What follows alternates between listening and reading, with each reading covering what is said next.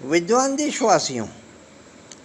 अब चुनाव आयोग के विभिन्न कार्यों के अंतर्गत अनुच्छेद 324 से 329 तक में यह वर्णित है कि सबसे पहले चुनाव आयोग प्रत्येक निर्वाचन क्षेत्र से जितने भी प्रत्याशी खड़े हों, चुनाव के लिए प्रतिभाग कर रहे हों, उनके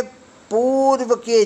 वृत्त पूरी चरित्र के बारे में, आचरण के बारे में उस क्षेत्र के मतदाता को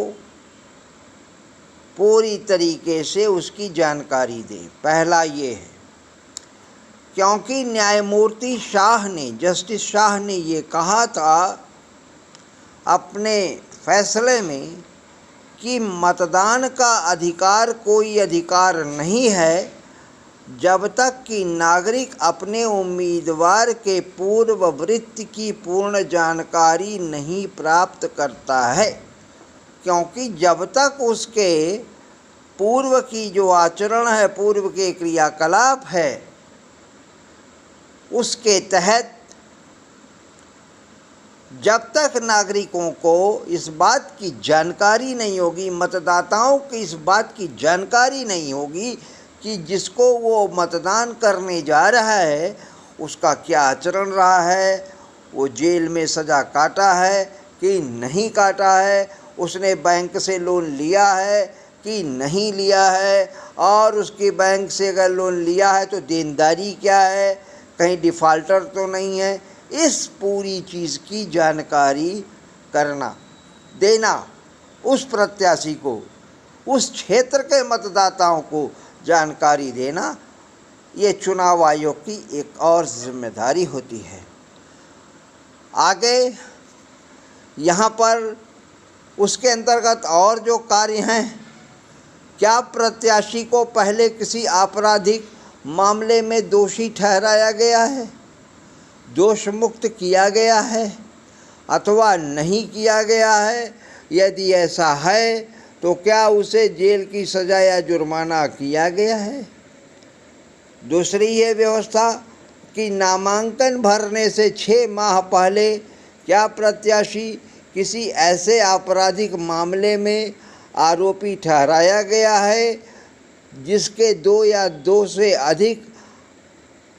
वर्ष के कारावास की सज़ा का प्रावधान है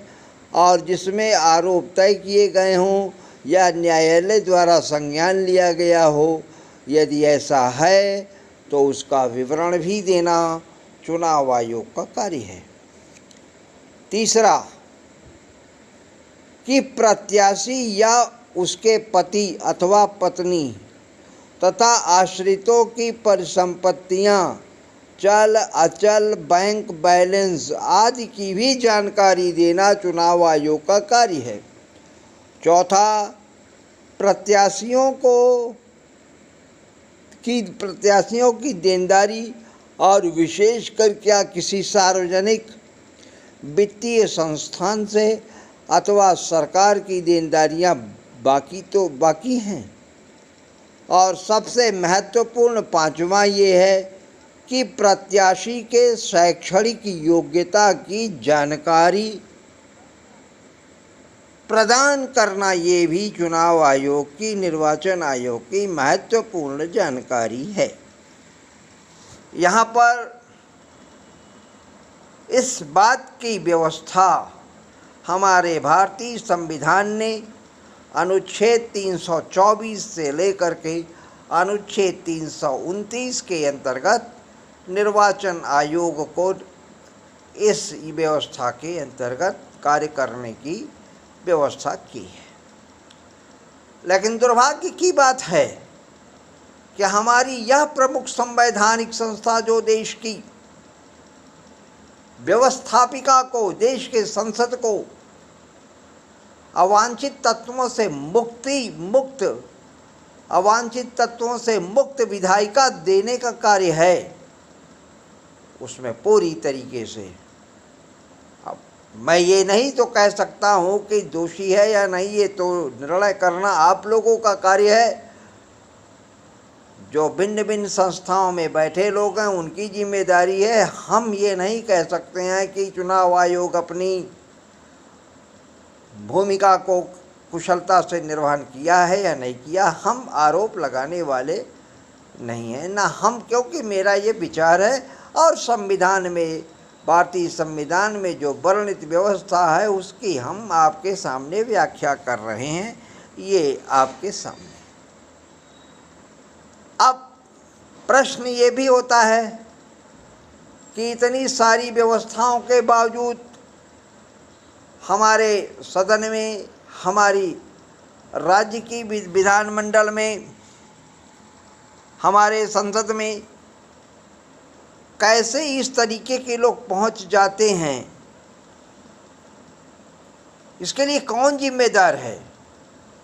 इसके लिए हम जिम्मेदार हैं, आप जिम्मेदार हैं, सब के सब लोग जिम्मेदार हैं। और बड़े दुख की बात है कि देश में ऐसे ऐसे विद्वान हैं जो चाहते तो हैं कि इस तरीके की स्वच्छ परंपरा देश में लागू हो, लेकिन वो केवल बहस करते हैं।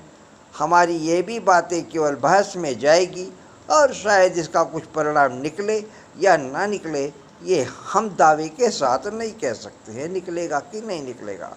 केवल आप लोगों ने कई बार हमसे निवेदन किया, कई बार फ़ोन पे भी बात किया, लिखा भी उसके बारे में, इसलिए हम आप विवश हैं अपने इस विचार को व्यक्त करने के लिए। दुख के साथ मुझे ये कहना पड़ रहा है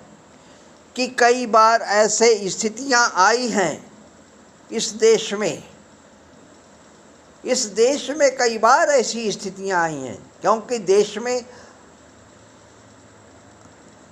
में जो पहला चुनाव हुआ वो 1952 से हुआ और इन्हीं दी गई व्यवस्थाओं के अंतर्गत चलता था, चुनाव हुए, सारी चीज़ें होती गई। लेकिन आज की तारीख पे ऐसे ऐसे लोग वहाँ पे पहुँच गए हैं, सदन में पहुँच जाते हैं,